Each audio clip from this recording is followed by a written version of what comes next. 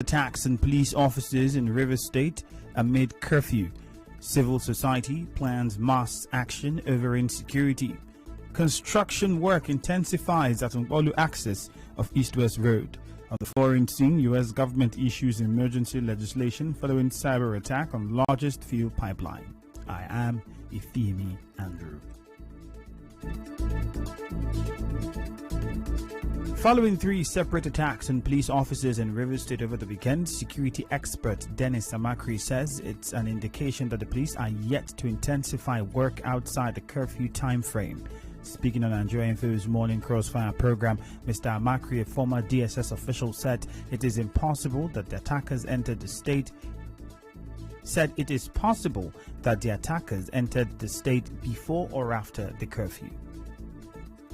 I think there are 2 elements that have to be considered. One, these people must have been from outside the state who still came in because the curfew was from dusk to dawn. And the security people were busy checking the people between that period. And of course, from dawn, everybody is straight. The security agencies there to know that it is not just that period of the population. Watch within the daytime period. The former DSS official also spoke on how the curfew in Rivers State can be effective in curbing these attacks. Something happened during the COVID curfew that the governor put in place. People were taking money from motorists and allowing them into the state, So I think it depends on the kind of supervision that they get. Because if you just send them there, they see it as an avenue to make some money. And I think their leaders or their senior officers should wake up to this thing. Record that the attack by gunmen on the special checkpoint by Choba Bridge, Rumuji and Lingbo police station left over 7 officers dead. These attacks come less than 1 month after gunmen killed 5 soldiers, 3 customs personnel and some police officers in attacks in Ikure and Ubuaudwa local government areas of the state. Those attacks in April prompted the 8 p.m. to 6 a.m. curfew imposed by the state government at the border points of the state, and a 10 p.m. and 6 a.m. curfew within the state was later announced.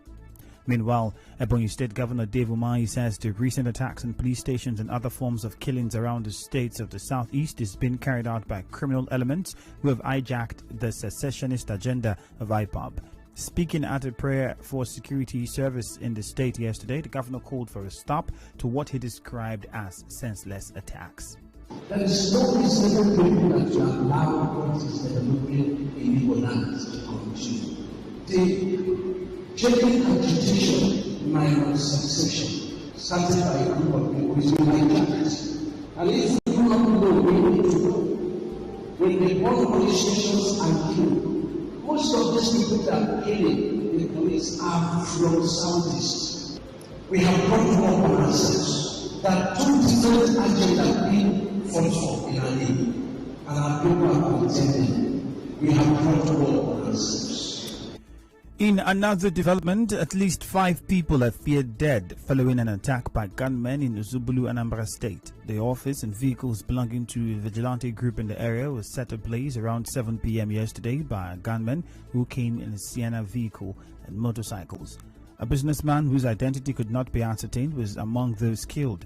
The police spokesman Ikenga Tochukwu confirmed the incident to correspondent Kenechukwu Ofoma, but could not confirm the actual number of casualties. What we will do more of is advocacy, talking to these people, because these are not strangers to us. They are not strangers in Anambra, so we should help and do more of talking to them. If they have issues, they should come on a round table. Let's discuss and know how to address this matter. The people they are killing, apart from being a police officer, they're actually fathers and uncles and brothers of persons. For us, we are not deterred by what is going on. It is a call for more work.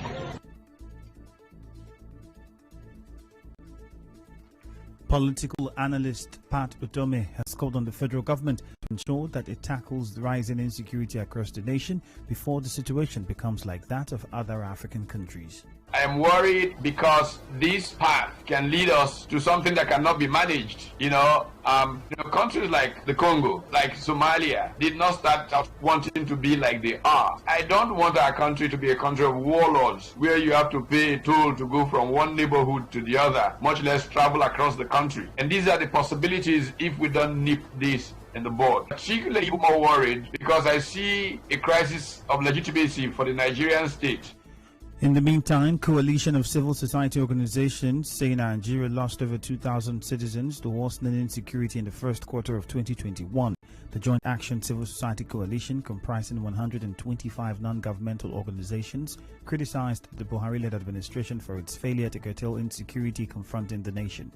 The CSOs, in a joint statement, called on Nigerians to register their displeasure with the state of affairs across the country by participating in a series of mass actions from May 26. Still ahead, construction work intensifies at Nkpolu axis of East-West Road. Stay tuned.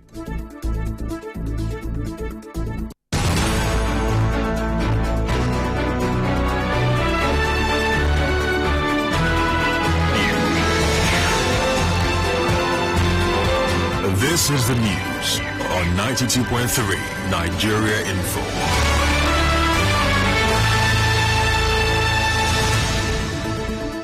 Former military head of state General Abdulsalami Abubakar has denied media reports linking him to an arrested helicopter supplying food to bandits. A statement by his media aide Dr. Yakubu Suleiman described the report as false and unfounded. General Abubakar stressed that such fake news has the potential of aggravating the already tense security situation in the country and should not be condoned. A former governor of Bayelsa State, Serake Dixon, says that the cause of most of the problems facing the country now is as a result of a faulty constitution. The former governor, who spoke in a television interview today, questioned why the current APC administration is not looking at restructuring the country. We need presidential leadership to talk about the issues of constitutional reform, which is at the foundation of a lot of the distortions that we now see. Because you have a system in the 1979 presidential constitution where too much powers are given to the center to the detriment of the so-called federating units and the local government area. If you didn't know what restructuring means, why the hell did the APC put it in their constitution? So when they were saying in their constitution that they were restructuring, what the hell did they mean? Mr. Dixon, who said that the country needs the president to step up, questioned why the current government has refused to implement a report from the committee set up by the APC to look into restructuring of the country.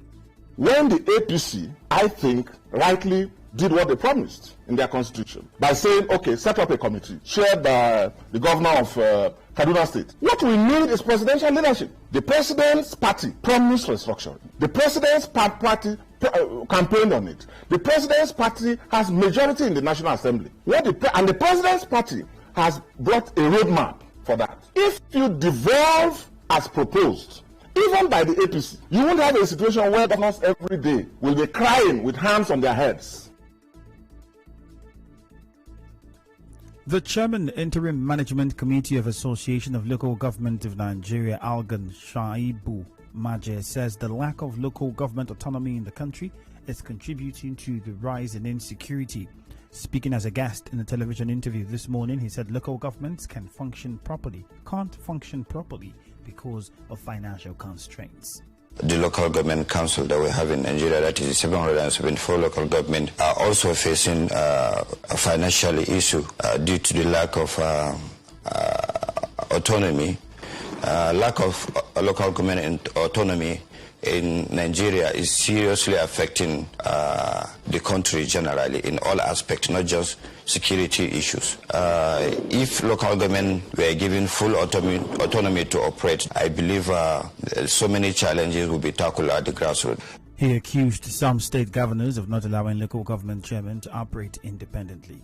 The National Assembly has done their own part on the issue of autonomous, but some state, two-thirds of the state in the country have the state assembly of the country has to also allow the local government to operate fully. But in this case, so many states or so many governors don't want to allow the local government to operate fully. In some states, presently there are some governors that allow the chairman to have full control of their resources, even though there is a joint account. Construction work at the Nkpolu axis of the East-West Road has intensified following completion of the underground drainage. Recall that the supervising engineer Wandinobi Austin said the internal roads where the water was channeled into will also be constructed before the completion of work. Then after finishing that right hand side of the road, we will face the other side, and we are going to also do a drainage from that side that also collect the water from that side and cross the road and enter the underground drainage. So everything we are doing everything together. By the end of June, we will say goodbye by that area. In Tada Road, where we pass the underground drainage, we are doing a new road there, trying to asphalt that area so that the people living around that area will have a new breath. Mr. Austin confirmed that work, which is being funded by the Ministry of Niger Delta Affairs, will be done on both sides of the road, and it is expected to be completed by the end of June this year. As you may know, the Bolu Junction has been in a very bad state for over 3 years. In business, the NNPC says the continuous payment of subsidies negatively affecting its revenue. Speaking at a press conference, the Group Managing Director Mele Kyari said the NNPC has its own issues to tackle and will have to eventually stop the payment of subsidy. We have our own issues, and that's why eventual exit from this is completely inevitable. When that will happen, I do not know, but I know that there are engagements that are going on. And as soon as those engagements are taken to very logical conclusions, that I'm sure that the market price of these PMS will be allowed to play at the right time. Meanwhile, the Presidential Economic Advisory Council has asked President Muhammadu Buhari to remove subsidy on petrol and adopt a pricing regime that reflects the cost of the commodity. In entertainment, popular Nigerian actor Alex Ekubo has finally announced his wedding date with his fiancée. The actor last week announced his engagement to her, causing a lot of excitement from his fans and colleagues. They had kept their relationship private prior to the announcement. He shared today that the traditional wedding will hold in Imo State on November 21, while the white wedding will hold in Lagos on November 27. In sports, FC Fine Uba said they failed to honor their match day 20 Nigeria Professional Football League fixture against MFM FC because the match should have been played in Nnewi and not Enugu. Match officials awarded MFM the maximum point as the host failed to show up for the encounter, which was scheduled for the Nnamdi Azikiwe Stadium in Enugu by 2 p.m. The Lagos-based team, in a tweet, confirmed the result. And now we'll bring you news from around the world. The U.S. government has issued emergency legislation after the largest fuel pipeline in the U.S. was hit by a ransomware cyber attack. The Colonial Pipeline carries 2.5 million barrels a day, 45% of the East Coast supply of diesel, petrol, and jet fuel. It was completely knocked offline by a cyber criminal gang on Friday and is still working to restore service. The emergency status enables fuel to be transported by road. On the news this afternoon, you heard that reactions has continued to trail the weekend attack on police officers in Rivers State amid the curfew. Civil society is planning a mass action over insecurity in the country. Construction work has intensified at the Bolu axis of the East-West Road in Port Harcourt. On the foreign scene, you heard that the U.S. government has issued an emergency legislation following cyber attacks on largest fuel pipeline. The news was edited by Chioma Ezewafo. Contact our newsroom on 0818-900-0017. Partly sunny weather expected in Port Harcourt this afternoon. My name is Ifiemi Andrew. Thank you for listening and enjoy your day.